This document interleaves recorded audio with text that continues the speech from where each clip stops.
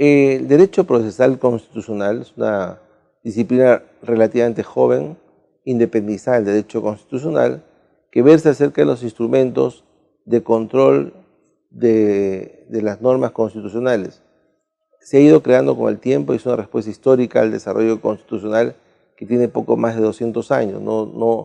La historia constitucional de los países y de las democracias no es muy antigua en la historia de la civilización.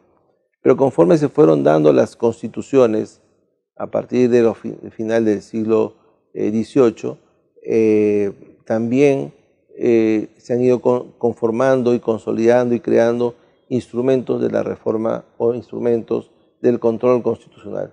El primero en crearse fue el control difuso, en 1813, en una sentencia famosa de Marbury versus Madison en los Estados Unidos, con lo cual la Corte Suprema Federal norteamericana zanjó la posibilidad de que la Corte Suprema podía inaplicar una norma del Congreso que le pareciera contraria a la Constitución. Esta disposición fue ratificada por las posteriores Cortes Supremas y luego extendía a otros países y llegó al Perú probablemente en el artículo 10 de la Constitución de 1856 y fue incorporada primero al Código Civil el año 36 y luego incorporada a la Constitución recién en el año 1979 cuando se plasmó el control difuso a nivel constitucional. Pero luego de eso hay otra serie de instrumentos que también tienen su desarrollo en la propia Constitución. De hecho, en el Perú son 8 estos instrumentos.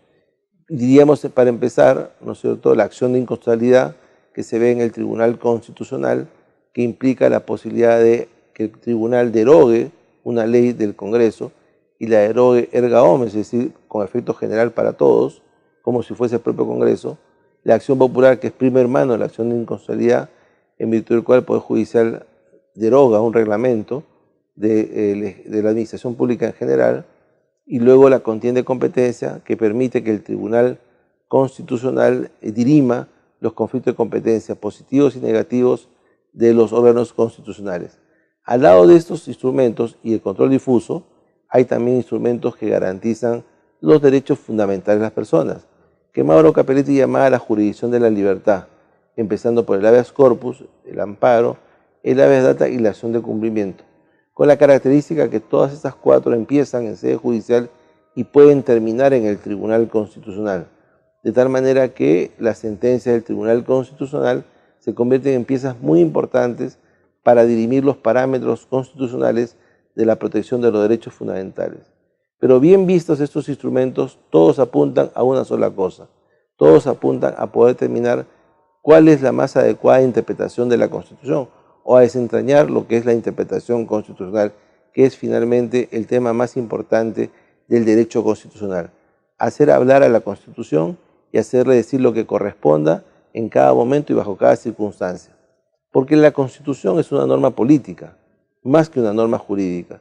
Se presenta como una norma jurídica, actúa como una norma jurídica, pero intrínsecamente es una norma política. Y por lo tanto, su contenido, su desarrollo, sus alcances, su valoración y los límites de su interpretación van a ir extendiéndose, ampliándose, restringiéndose, conforme sea el curso de la historia, la cultura, el desarrollo económico y el propio desarrollo constitucional de cada país.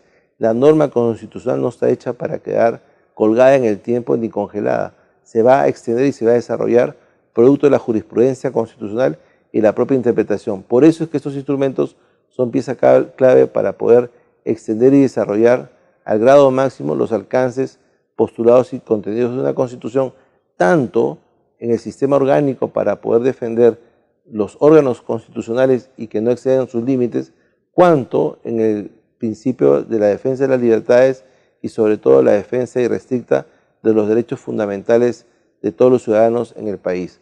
Para eso la interpretación constitucional, la adecuada interpretación constitucional y los alcances de estos derechos se convierten en una pieza capital, quizás el leitmotiv del derecho procesal constitucional.